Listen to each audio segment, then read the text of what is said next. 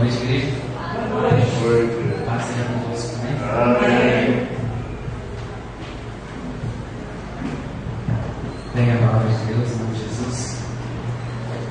Como disse o louvor, mesmo não merecendo, permaneceu.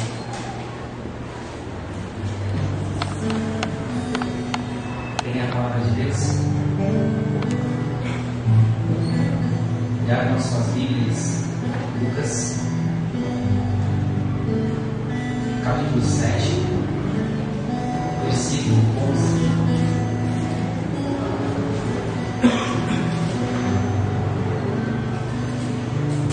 Diz assim o texto: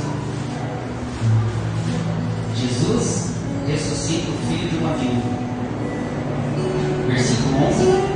Logo depois, Jesus foi a uma cidade chamada Naim, e com ele iam os seus discípulos e uma grande multidão.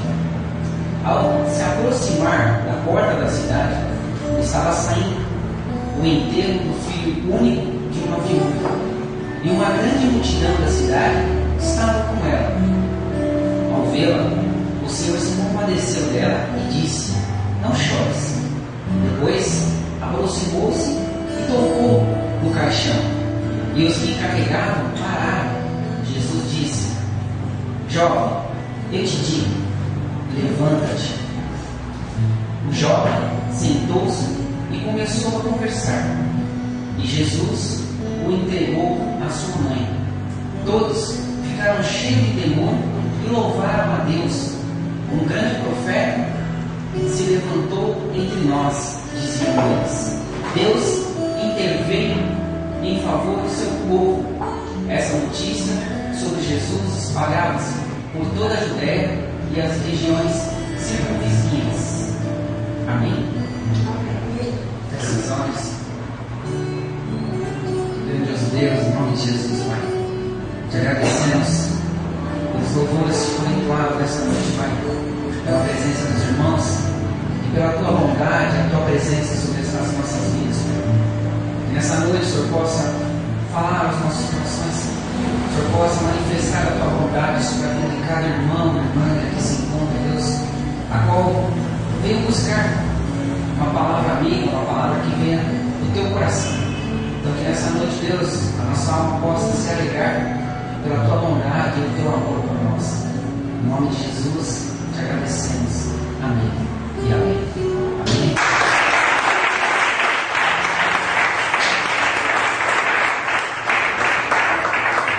Glória a Deus.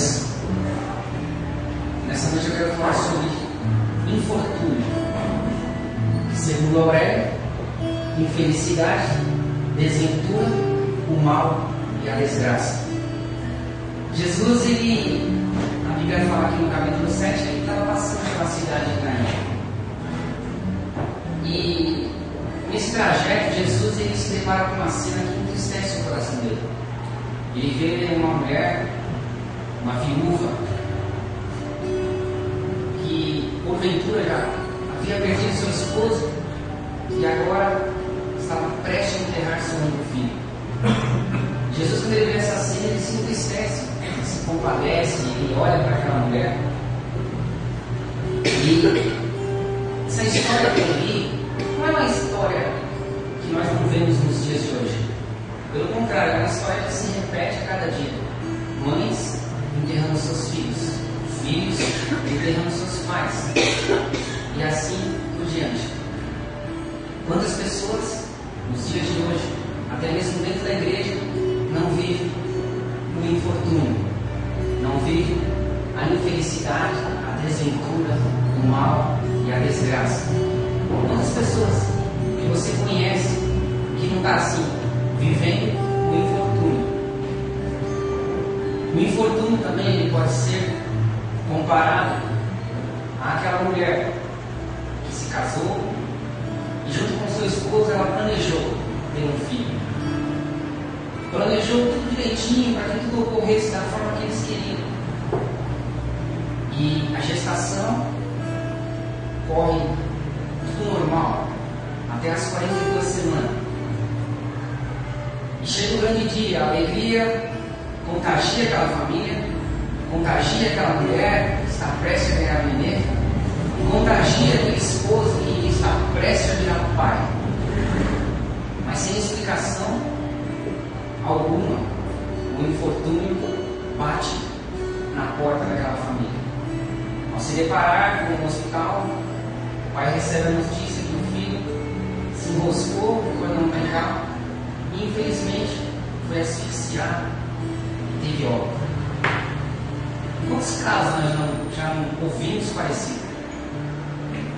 O infortúnio também eu posso afirmar que pode ser aquela mulher crente dentro da igreja, firme, que é espancada pelo esposo, que também é crente. Pode ser espancada não somente fisicamente, mas também moralmente. E essa mulher vive num ambiente social e religioso que condena o divórcio. E essa mulher, ela vive um verdadeiro infortúnio. Ou seja, ela vive um verdadeiro inferno. Essa mulher foi escravizada pelo infortúnio, porque a religião mostrou para ela que é proibido, em todas as hipóteses, ela se divorciar. Ela pode ser espancada moralmente e pode ser espancada fisicamente, mas ela aprendeu no meio religioso que ela não pode se separar. Então ela é escravizada pelo infortúnio, escravizada pela infelicidade, pela desventura, pelo mal, pela desgraça. A teóloga alemã Dorothy Sonner, ela diz que as várias tentativas de explicar os horrores do sofrimento acabaram produzindo simultaneamente o masoquismo religioso. O que vem a ser o masoquismo religioso, segundo ela? O masoquismo religioso deve ser compreendido como um resultado de esforços da teologia de oferecer argumentos que acomodaria as pessoas aos seus infortúnios. Ou seja, o que está acontecendo na sua vida talvez seja uma lição, talvez seja porque Deus ele quer te mostrar algo, talvez você precisa crescer. Então esse infortúnio que você está vivendo é mais ou menos por causa de alguma coisa que você talvez fez no passado. E um desses argumentos vem com uma chamada para que se encare a dor como uma pedagogia. Ou seja, para que você encare o seu infortúnio como uma lição. Você está sofrendo, talvez para você aprender algo, talvez para você crescer, você precisa sofrer, você precisa apanhar. E ela vai mais adiante. Ela diz que o masoquismo religioso, as pessoas são ensinadas a conviverem com um Deus que abate, que traz sofrimento perante as agonias, mas que sempre faz isso para ensinar algo. Ou seja, Deus investe no crescimento dos seres humanos e um dos seus maiores métodos é a dor humana. Se nós acreditarmos nessa teoria, não acreditamos na bondade de Deus. Ali atrás eu li um trechinho, não sei se eu consegui falar o cara sobre Shalom. Que Shalom para as pessoas significa ausência de sofrimento externo, mas que Shalom vai muito mais além que isso. Shalom significa a bondade de Deus. Shalom vai além de somente paz ou ausência de sofrimento, mas vai a bondade de Deus. Além, essa teoria também ela insiste que Deus faz adoecer porque ama, e que mata quando precisa cumprir um determinado propósito sobre a vida da pessoa. Eu estava dias atrás cortando cabelo e um rapaz que a gente conversa bastante, um rapaz que corta meu cabelo. E ele falou para mim ele falou: Anderson, quando chega o dia do camarada, tem para onde ele correr. Ele se esconde, ele pode ficar onde for, Chegou o dia dele, já era, não tem como escapar. Aí ele falou isso para mim e eu olhei para ele e falei assim, cara, mas eu não acredito nisso. Ele falou, você não acredita que as pessoas têm uma data? Eu falei, não acredito. Hipótese alguma. Eu não acredito que Deus ele planejou que dia 11 de setembro de 2001 morreria quase 2.000 pessoas no World Trade Center. Eu não acredito que um Deus tão bom planejaria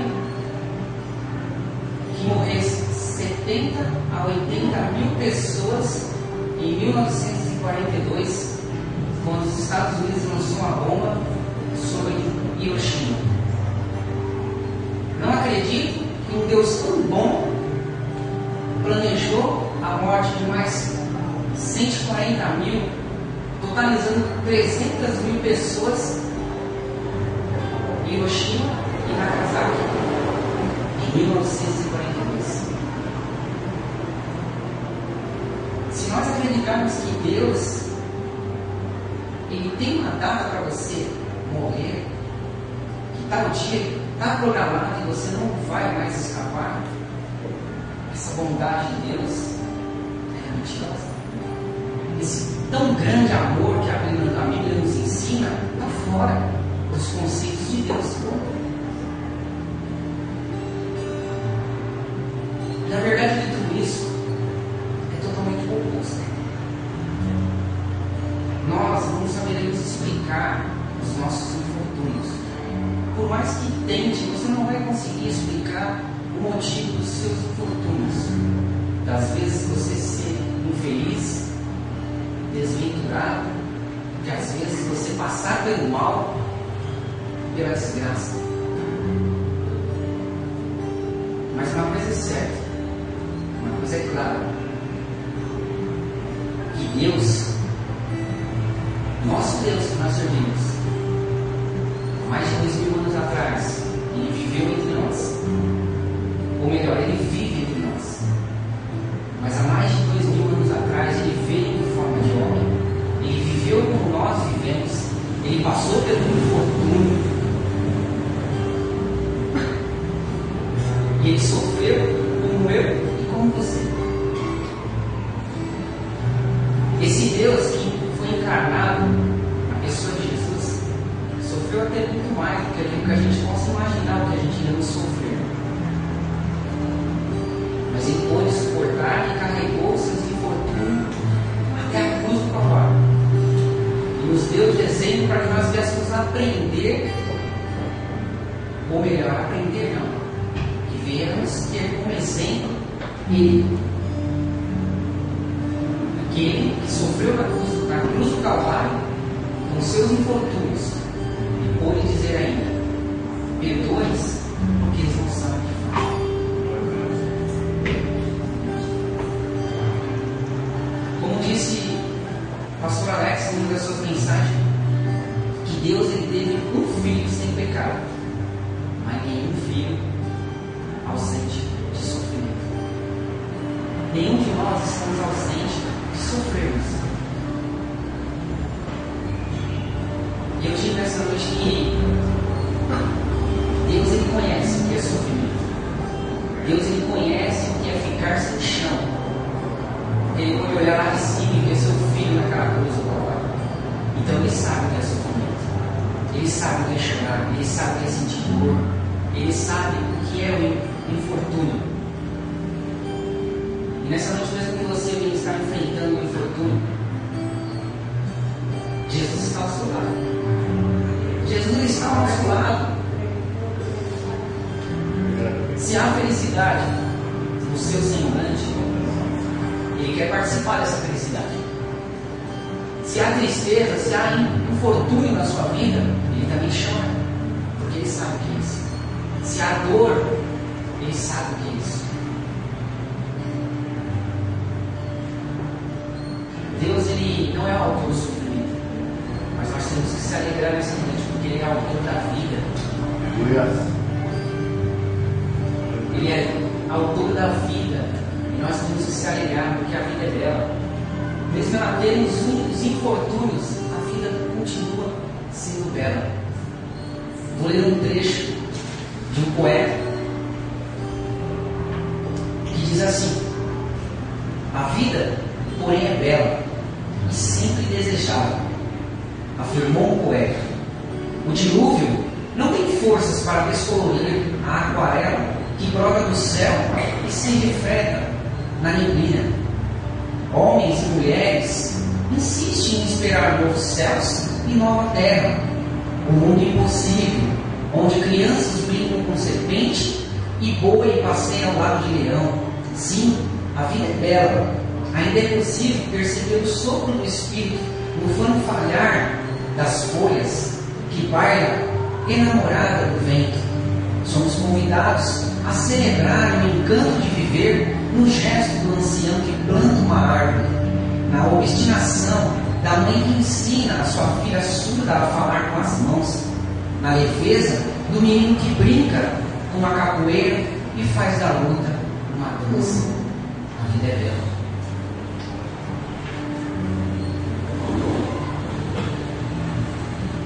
Igreja, Deus, mais uma vez, Ele sofre e se compadece com o sofrimento humano. Voltando à Bíblia, no mesmo trecho que você estava, Lucas 7, para encerrarmos.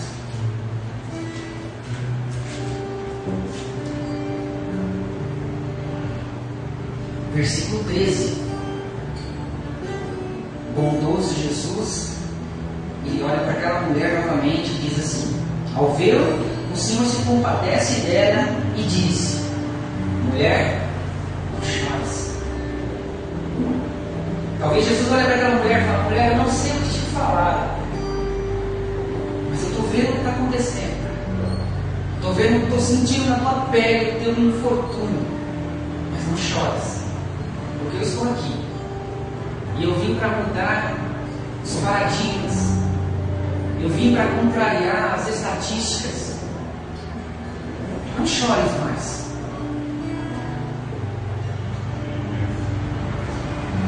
Jovem, eu te digo, levanta-te. Esse é o Jesus que nós servimos. O que contraria as estatísticas, que contraria os paradigmas. E Ele deixou que nós, igreja hoje, viéssemos ser essa geração que possa mudar o mundo dessa forma, que possa construir um mundo melhor como foi ministrado, que possa botar no coração das pessoas a esperança, que possa, através de um passo, mudar toda a humanidade. Esse é Jesus. E Ele nos deu ferramentas. Se nós olharmos para dentro da igreja, gerações adoradores, possamos ver as ferramentas que Deus nos deu para que nós pudéssemos contrariar as estatísticas, mudar paradigmas. Essas ferramentas sou eu e você. Todos nós temos talentos escondidos aqui. E os nossos talentos unidos podemos mudar, não o mundo inteiro, mas muitas pessoas. Descubra qual é o seu talento. Descubra que através dos seus talentos as pessoas possam se alegrar, possam ver Jesus, aquele que mudou e que quebrou os paradigmas, aquele que teve coragem de parar no inteiro, colocar no peito de um jovem e falar: levanta. Porque é eu que determino tudo. É eu que digo o momento exato para tudo. Levanta-te, porque eu te amo. Levanta-te, porque a tua mãe te ama e precisa de você. Levanta-te, porque a vida é bela e você ainda precisa conhecer o mundo. Geração, levanta-se do seu lugar. Vamos colocar em prática os nossos talentos e acreditar que a maior arma que nós temos hoje é Jesus Cristo, aquele que morreu na cruz do Calvário e que hoje se faz presente nos nossos corações, nas nossas atitudes.